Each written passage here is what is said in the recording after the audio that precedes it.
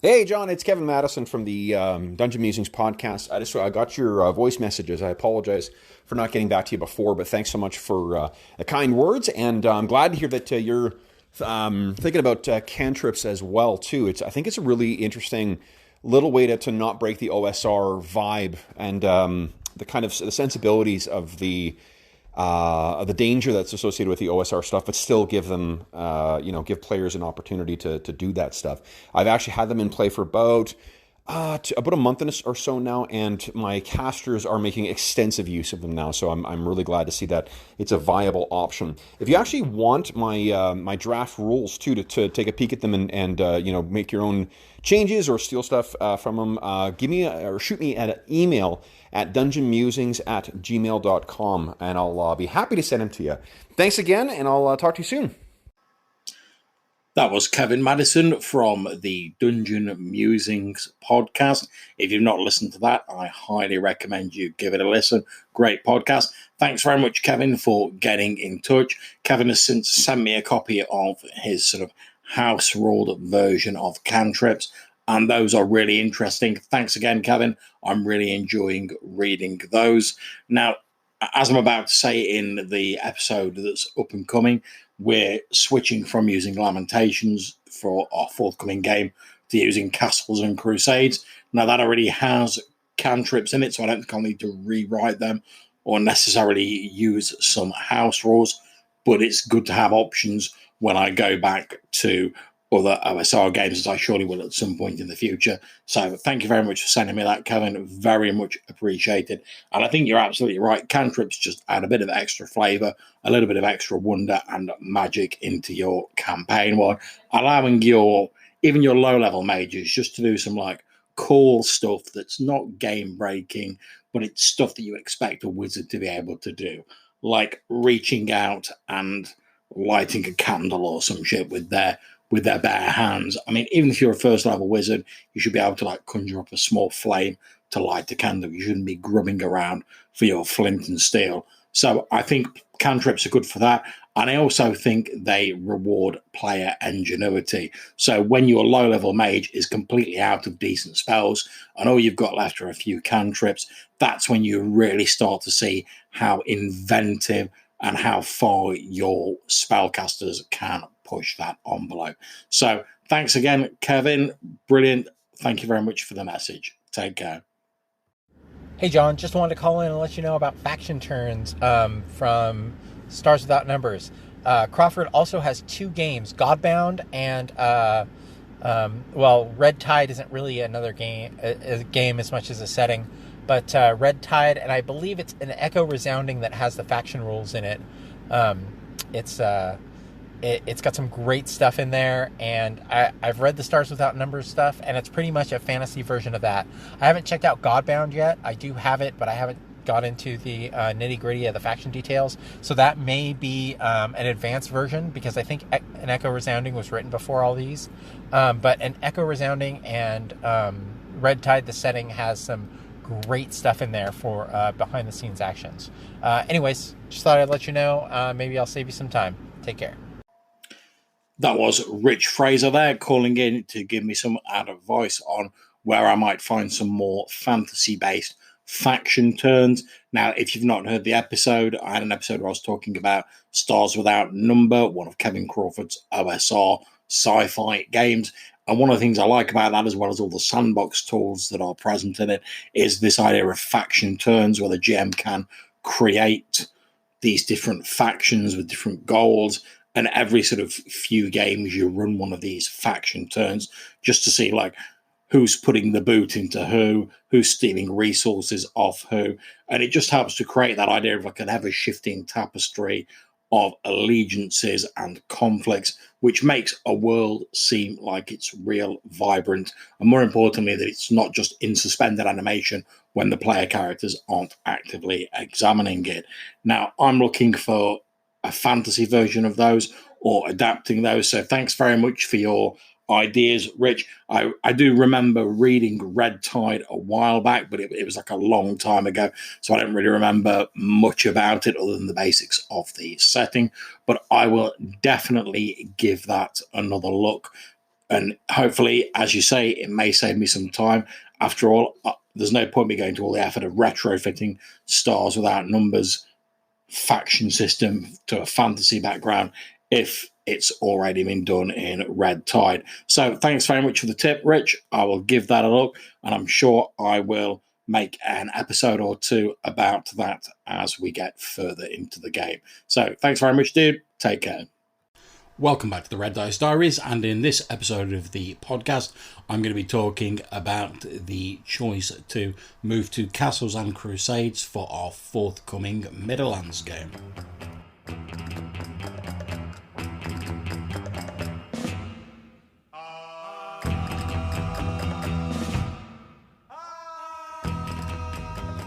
Now, originally when we decided to run a Midderlands game using the forthcoming Great London book from Monkey Blood Design, we were going to use Lamentations of the Flame Princess, which is a very good OSR system. I'm a great fan of it, and I'm very comfortable with it. So you might ask yourself, why did you decide to change to another game such as Castles and Crusades?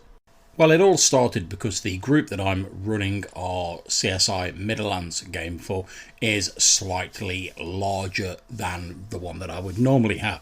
I always try and get a couple of extra players than I think we'll necessarily need, because attrition, real life, stuff like that tends to whittle away people, and we've lost like one or two people like before the game's even started. That is just the nature of the beast. However, this time we've ended up with about sort of 5 or 6 players who seem like they're committed to it, which is a great thing, because it means even if 1 or 2 people can't make a session, we've still got like 3 or 4 who we can run with. However, it also means if everyone turns up, we're going to have a much larger party. Now, typically, I've run OSR games for sort of 3 or 4 people. So, certainly with things like Lamentations, the relative dearth of character classes hasn't really been an issue. I mean, in Lamentations, you've basically got the fighter, the magic user, the cleric, the thief, elf, dwarf and halfling, so that's 7 classes. Now, even if everyone wanted to play a different class, that would literally cover all the classes that are in Lamentations, which is fine if everyone wants to do that. And obviously there is an argument to make for the fact that, well, you shouldn't just be relying on class to make your characters different. You should be relying on your role-play and your characterization and stuff like that. However, there is also an argument to be made for the fact that it's quite cool to have a variety of different abilities within a group. It just lends a bit of extra zing and a bit of extra excitement to the game. And a couple of my players had mentioned that they wouldn't mind having a few more options as regards to their player characters. Now, they weren't demanding this of me by any means. All of them were sort of quite happy to play Lamentations. They were just sort of asking whether there was a way they could have more options. And this is something I would encourage. I mean, I'd rather if I'm running a game for you and you're like, oh, well, I'd like to see a bit more of this or a bit less of this. Hell, if you don't tell me about it, how the hell am I supposed to know about it? So I was quite happy with that. Now, I'd recently been reading Castles and Crusades, which is a system sort of as though someone had sort of retrofitted D&D 3.0 or 3.5 to make it a bit more OSR-like, while keeping some of the classes and some of the cooler elements of 3rd and 3.5. So I've been reading that, and I floated the idea to the players, well, do you fancy giving this a go? Because there are a number of different classes in this game. So in Castles and Crusades, we have assassins, barbarians, bards, clerics, druids, fighters, illusionists, knights, monks, paladins, rangers, rogues and wizards. And I'm sure there's other stuff in supplementary materials, but those are the basic classes in the main player's handbook. Now, one of the things I particularly like about this is that each class doesn't have a massive flotilla of special abilities. They just have a few sort of that give them that a little bit of extra flavour. So if we look at a stereotypical class, for instance, the cleric, they gain use of spells, they can turn undead, they have certain weapon limitations, and that's pretty much it, to be honest. If you turn to the fighter, They have weapon specialization. At first level, they can choose a weapon to specialize in. Their specialization gives them a +1 bonus to hit and a +1 bonus to damage when being used. A 7th level above, this goes up to +2 to hit and +2 to damage. They have combat dominance, which is at 4th level, they gain an extra attack with any weapon when fighting opponents with 1 hit dice or less. And a similar ability is seen in a lot of OSR games. For the fighter, they can normally scythe through like loads and loads of your 1 hit dice or less plebs/minions. And at 10th level, they gain an extra attack. And obviously their base to hit score goes up a bit faster than other classes. But that's pretty much it. So there's no like massive loads of feats to pick from. There's no like ridiculous amounts of skills to pick from like there is in some of the sort of 3.5 sort of Pathfinder sort of era of D&D.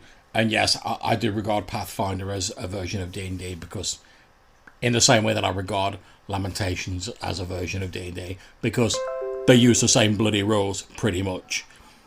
Now, one of the things I also like about the Castles and Crusades is that it uses what the authors call the siege system. And what this effectively means is when you're generating your character, you have the standard 6 attribute scores: strength, dex, con, intelligence, wisdom, and charisma. Now, each of them has a numeric score ranging from 3 to 18. You get a modifier based on your scores, a la standard D&D. Now, the siege engine, as it's called, takes things a step further. There are 2 types of attributes, primary and secondary. Of the 6 attributes you have, the player selects a few to be primary and the rest are secondary. When a character chooses a class ability, such as a rogue attempting to pick a person's pocket, an attribute check is rolled to determine if the action is successful. Each class ability has an attribute check associated with it. So instead of using skills or anything like that, the siege engine relies mainly on attribute checks. And this is something I've been doing in OSR games for ages, so I was more than happy with that. And the way the difference between the primary and secondary attributes work is that if you're making an attribute check using a primary attribute, the base difficulty is going to be 12 plus or minus whatever the GM thinks is appropriate for the difficulty level. Whereas if it's a secondary attribute, the base challenge rating is 18, plus or minus whatever the difficulty is. So you can see that you're far more likely to succeed with a primary attribute, but it certainly doesn't make things impossible if you're using your secondary attribute. You can get bonuses from other places that can mean you're quite likely to succeed on those rolls as well, just depending on the situation and how things go. But I think this is a really elegant way of handling tests, giving you a little bit extra guidance than you get in some of the OSR games, and preserving some of the bits I like about 3.0 and 3.5, such as like cantrips and a number of the different classes and stuff like that, but without adding a lot of complexity and jettisoning some of the system bloat that went along with those 2 games. One of the things I'm also quite a big fan of in the game is the races and how they're handled. Now, obviously, race as class has been a thing in most of the OSR games I've ran up until now, and I'm absolutely fine with that, whereas Castles and Crusades does separate races out from class, which a lot of my players are quite happy about, and I'm not fussed about, if I'm perfectly honest. However, I do like the way Castles and Crusades handles the different races. Basically, you get some bonuses and penalties to your attributes, a couple of different abilities, and some additional languages, and that's pretty much it. Again, it's not terribly overcomplicated. So if we look at, let's pick an old staple, let's go for dwarves. So dwarves, you get animosity towards elves, you get a -2 to charisma checks when you're dealing with them. Deep vision, you can see 120 feet in darkness effectively. You can determine depth and direction as naturally as a human can sense which way is up. You don't have to make a roll for that, you can just do it because you're a dwarf. You have enmity, goblins and orcs. You gain a +2 bonus to hit against those creatures and a -4 on charisma checks against them. You've got defensive expertise against giants and ogres, so you get a +4 to armor class against them. You're resistant to arcane magic, +3 to saves against arcane spells. You resist fear, +2 bonus on saving throws against fear. You're resistant to poison, +2 bonus to saves against poison. You've got Stonecraft, which is pretty much the standard OSR ability dwarves have, which allow you to recognise strange or unique constructions, stonework, sliding walls, stuff like that. If you pass within 10 feet of one of those, you get a wisdom check at +2 to recognise them. If you're actively examining them, you get a +4. So dwarves are literally like the shiznit when it comes to finding things underground. When you're examining a feature, a successful wisdom check reveals other bits of knowledge, such as who created the feature, its approximate age, and if applicable, the approximate value of a stone or metal object. So it's a way for the GM to introduce little bits of history and little bits of extra information and flavour, which I like. You get a smattering of different languages you can choose. Your size is small. Your base movement is 20 feet. Typical classes, although you don't have to stick to these, are Fighter, Rogue, Barbarian, Cleric and Bard. Your attributes get a +1 con, a -1 dex, and if you're a rogue or assassin, you get a +2 to find traps, but only in structures. So although that probably sounds fairly lengthy there with me actually describing it verbally, basically it comes down to you just jotting down half a dozen modifiers on your character sheet, all of which only really apply in a handful of different circumstances. So I'm really liking the look of it so far. Like I say, it's got a lot of stuff that I remember liking from 3.0 and 3.5. However, it does have a bit more of an old school, slightly simplified feel about it. And I think the siege engine / attribute check seems like a good, strong core mechanic. I'm looking forward to seeing how it goes in play. And I'm sure I shall do more episodes about that as and when we have more sessions. Our first is scheduled for the first week of July, so hopefully I'll have more to talk about then. If you have any questions, queries or comments on this episode, please get in touch with me at reddicediaries@gmail.com, or you can drop me a voicemail message on the Anchor app, and I really do love listening to those. So thank you very much for listening to this episode. Until I speak to you again, take care, and whatever you're playing, have fun.